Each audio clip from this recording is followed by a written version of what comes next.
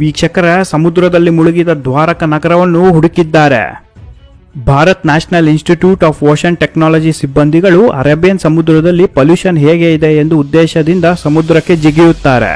ಆದರೆ ಅವರಿಗೆ ಇಲ್ಲಿ ಸಿಕ್ಕದ್ದು ಶಿಲ್ಪಕಲೆಗಳು, ಮಂಟಪ, ಮನೆ, ಕಂಬಗಳು ಎಲ್ಲವೂ ಮನುಷ್ಯರಿಂದ ಮಾಡಿದ್ದು ಎಂದು ಡೈವರ್ಸಿಗೆ ಗೊತ್ತಾಗುತ್ತೆ. ಸ್ನೇಹಿತರೆ, ಇಲ್ಲಿ ಸಿಕ್ಕ ಪ್ರತಿಯೊಂದು ಶಿಲ್ಪಕಲೆಗಳ ಮೇಲೆ ದೇವರ ಧ್ವಜ ಮತ್ತು ಹಿಂದೂ ಧರ್ಮದ ಚಿತ್ರಣ ಕಾಣುತ್ತೆ. ಇನ್ನು ಇದರ ಬಗ್ಗೆ ಹೆಚ್ಚು ಮಾಹಿತಿ ತಿಳಿಯಲು ಅಂಡರ್ ವಾಟರ್ ಎಕ್ಸ್ಕವೇಷನ್ ಟೀಮ್ ಸಮುದ್ರಕ್ಕೆ ಇಳಿಯುತ್ತೆ. ಈ ಇನ್ವೆಸ್ಟಿಗೇಷನ್ ಗವರ್ಮೆಂಟ್ ಆಫ್ ಗುಜರಾತ್ ನಡೆಸುತ್ತೆ. ಈ ಇನ್ವೆಸ್ಟಿಗೇಷನ್ ಹೊಣೆ ಹೊತ್ತಿದ್ದು HD ಸಂಕಾರಿಯಾ. ಸಮುದ್ರದಲ್ಲಿ ಇಳಿದ ಎಕ್ಸ್ಕವೇಷನ್ ಟೀಮ್ ನಡೆಸಿದ ಇನ್ವೆಸ್ಟಿಗೇಷನ್ ನಲ್ಲಿ ಹಿಂದೂ ಸಂಸ್ಕೃತಿಯ ಪುರಾವೆ ಇರುವ ಕಲ್ಲುಗಳು ಸಿಗುತ್ತೆ. ಎಕ್ಸ್ಕವೇಷನ್ ಟೀಮ್ ಹೇಳುತ್ತೆ ಇದು ದ್ವಾರಕ ನಗರ ಎಂದು.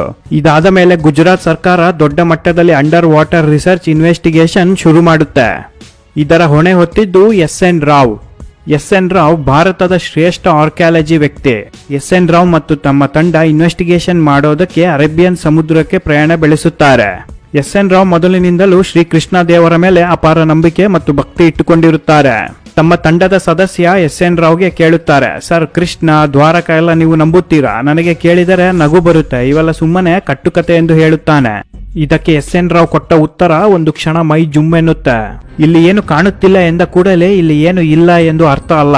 ಶ್ರೀಕೃಷ್ಣ ಹೇಳೋದು ಬರೀ ಭಗವದ್ಗೀತೆ ಅಲ್ಲ, ಅದು ಜೀವನ. ಇಡೀ ಜಗತ್ತಿಗೆ ಭಗವದ್ಗೀತೆಯಿಂದ ಪಾಠ ಮಾಡಿ ಒಂದು ದಾರಿ ತೋರಿಸಿದ ಇವರಿಗಿಂತ ದೊಡ್ಡ ಗುರು ಯಾರಿದ್ದಾರೆ? ಸಮುದ್ರದ ಮಧ್ಯೆ ಎಷ್ಟೋ ವರ್ಷಗಳ ಹಿಂದೆ ದ್ವಾರಕ ನಗರ ಸೃಷ್ಟಿ ಮಾಡುತ್ತಾರೆ. ಇವರಿಗಿಂತ ದೊಡ್ಡ ಆರ್ಕಿಟೆಕ್ಟ್ ಬೇಕಾ?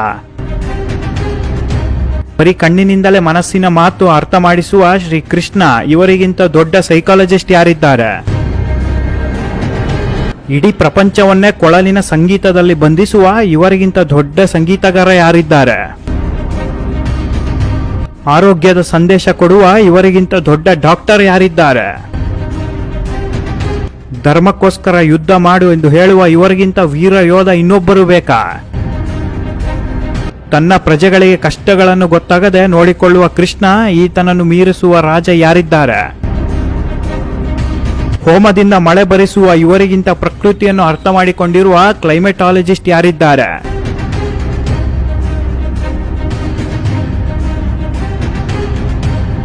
ಒಂದೇ ಬೆರಳಿನಲ್ಲಿ ವೇಗದ ಲೆಕ್ಕವಿಲ್ಲದೆ ಸುದರ್ಶನ ಚಕ್ರ ತಿರುಗಿಸಿ ನಿಯಂತ್ರಿಸುವ ಕೈನೆಟಿಕ್ ಇಂಜಿನಿಯರ್ ಯಾರಿದ್ದಾರೆ? ಕೃಷ್ಣ ಅಂದ್ರೆ ಅರ್ಥ fighter, teacher, warrior, doctor. Krishna ಅಂದ್ರೆ ಇಡೀ ಭೂಮಂಡಲ, ಪ್ರತಿಯೊಬ್ಬ ಮನುಷ್ಯನ ಕಣ ಕಣದಲ್ಲೂ ಕೃಷ್ಣ ಇದ್ದಾನೆ ಎಂದು ಹೇಳುತ್ತಾರೆ. ಇದನ್ನು ಕೇಳಿದ ತಂಡದ ಸದಸ್ಯ ಒಂದು ಕ್ಷಣ ದಂಗಾಗಿ ಹೋಗುತ್ತಾನೆ. SN ರಾವ್ಗೆ ಕೈ ಮುಗಿಯುತ್ತಾನೆ. ನನ್ನ ಯೋಚನೆ ಬದಲಾಯಿಸಿ ಬಿಟ್ಟಿರಿ ಎಂದು ಹೇಳುತ್ತಾನೆ. SN ರಾವ್ ಮತ್ತು ತಂಡ ಸಮುದ್ರದ ಆಳದಲ್ಲಿ ಇನ್ವೆಸ್ಟಿಗೇಷನ್ ಮಾಡುವಾಗ 100 ಮೀಟರ್ ಬಾಗಿಲು, ಗೋಡೆ, ಕಾಂಪೌಂಡ್ ಎಲ್ಲ ಕಂಡು ಬರುತ್ತೆ. ಇಲ್ಲಿ ಸಿಕ್ಕ ಅವಶೇಷಗಳನ್ನು ಮಣಿಪುರ ಲ್ಯಾಬ್ ಮತ್ತು ಆಕ್ಸ್ಫರ್ಡ್ಗೆ ಪರೀಕ್ಷೆಗೆ ಕಳಿಸುತ್ತಾರೆ. ಇದರಿಂದ ಗೊತ್ತಾಗುತ್ತೆ ಇವೆಲ್ಲವೂ 9000 ವರ್ಷಗಳ ಹಿಂದಿನದ್ದು. SN ರಾವ್ ಖಚಿತಪಡಿಸುತ್ತಾರೆ ಇದು ಶ್ರೀಕೃಷ್ಣ ದ್ವಾರಕ ಅರಮನೆ. ಸಮುದ್ರದಲ್ಲಿ ಇರುವ ದ್ವಾರಕ ಈಗ ಇರುವ ದ್ವಾರಕದಿಂದ 20 ಕಿಲೋಮೀಟರ್ ದೂರ ಇದೆ. 100 ಮೀಟರ್ ಆಳದಲ್ಲಿ ಈ ದ್ವಾರಕ ನಗರ ಕಂಡು ಬಂದಿದೆ. ಅಂದಾಜು 5 ಕಿಲೋಮೀಟರ್ಗೂ ಹೆಚ್ಚು ಸಮುದ್ರದ ಒಳಗೆ ಹರಡಿದೆ. ಅಷ್ಟೇ ಅಲ್ಲ, ಇಲ್ಲಿ ಅಡುಗೆ ಮನೆ, ಜೋಕಾಲಿ, ಇನ್ನು ಎಷ್ಟೋ ರೀತಿಯ ಪುರಾವೆ ಸಿಕ್ಕಿದೆ. ಪ್ರಪಂಚದಲ್ಲೇ ಇದು ಅತಿ ದೊಡ್ಡ ಆವಿಷ್ಕಾರವಾಗಿ ಹೊರಹೊಮ್ಮುತ್ತೆ. ಇಲ್ಲಿ ಭಾರತವಲ್ಲದೆ ಎಲ್ಲಾ ದೇಶದ ಇನ್ವೆಸ್ಟಿಗೇಟರ್ಸ್ ಬಂದು ಇನ್ವೆಸ್ಟಿಗೇಟ್ ಮಾಡಿಕೊಂಡು ಹೋಗಿದ್ದಾರೆ. ಇದು ದ್ವಾರಕ ಎಂದು ಕನ್ಫರ್ಮ್ ಮಾಡಿದ್ದಾರೆ. ಡಿಸ್ಕವರಿ ಚಾನೆಲ್ ಕೂಡ ಸಮುದ್ರದ ಒಳಗೆ ಹೋಗಿ ದ್ವಾರಕ ಡಾಕ್ಯುಮೆಂಟರಿ ಮಾಡಿಕೊಂಡು ಬಂದಿದ್ದಾರೆ. ಈ ಡಾಕ್ಯುಮೆಂಟರಿಯ ವಿಡಿಯೋ ಇಂಟರ್ನೆಟ್ ಅಲ್ಲಿ ಲಭ್ಯವಿದೆ. ಅಲೋಕ್ ತ್ರಿಪತಿ ಎಂಬ ಆರ್ಕಿಯಾಲಜಿಸ್ಟ್ ಎಕ್ಸಿಕ್ಯೂಷನ್ ಆಫ್ ದ್ವಾರಕ ಎಂಬ ಪುಸ್ತಕವನ್ನು ಬಿಡುಗಡೆ ಮಾಡಿದ್ದಾರೆ. ಇದರಲ್ಲಿ ಸಮುದ್ರದಲ್ಲಿ ನಡೆದ ಎಲ್ಲ ದ್ವಾರಕದ ರಿಸರ್ಚ್ ಬಗ್ಗೆ ಈ ಪುಸ್ತಕದಲ್ಲಿ ಹೇಳಿದ್ದಾರೆ. ಇದು ಅಮೆಜಾನ್, ಫ್ಲಿಪ್ಕಾರ್ಟ್ ಅಲ್ಲಿ ಲಭ್ಯವಿದೆ. ಈಗಲೂ ಕೂಡ ಇಲ್ಲಿ ಹುಡುಕಾಟ ನಡೆಯುತ್ತಲೇ ಇರುತ್ತೆ. ಪ್ರತಿ ಸಲ ಇಲ್ಲಿ ಏನಾದರೂ ಒಂದು ಸಿಕ್ಕೇ ಸಿಗುತ್ತೆ. ಈ ದ್ವಾರಕ ನಗರದಲ್ಲಿ drainage system, water purifying system, food storage block ಎಲ್ಲವೂ ಕೂಡ ಸಿಕ್ಕಿದೆ. 9000 ವರ್ಷಗಳ ಹಿಂದೆ ಈ ದ್ವಾರಕದಲ್ಲಿ drainage system, water purifying system ಇತ್ತು ಅಂದ್ರೆ ದ್ವಾರಕ ನಗರ ಎಷ್ಟು ಆಧುನಿಕತೆಯಿಂದ ಕೂಡಿತ್ತು ಎಂದು ಗೊತ್ತಾಗುತ್ತೆ. ಇಂಡಿಯನ್ ಸೈಂಟಿಸ್ಟ್ ಮತ್ತು ಆರ್ಕಿಯಾಲಜಿಸ್ಟ್ಗೆ ಯಾವುದೇ ಅನುಮಾನವಿಲ್ಲ, ಇದು 100% ದ್ವಾರಕ ನಗರ ಎಂದು ದೃಢೀಕರಿಸಿ ಹೇಳುತ್ತಾರೆ. ವೀಕ್ಷಕರೇ, ಭಾರತ ದೇಶದ ಇತಿಹಾಸದಲ್ಲೇ ಇದು ಅತ್ಯಂತ ದೊಡ್ಡ ಬದಲಾವಣೆ ತರುವುದರಲ್ಲಿ ಯಾವುದೇ ಅನುಮಾನವಿಲ್ಲ.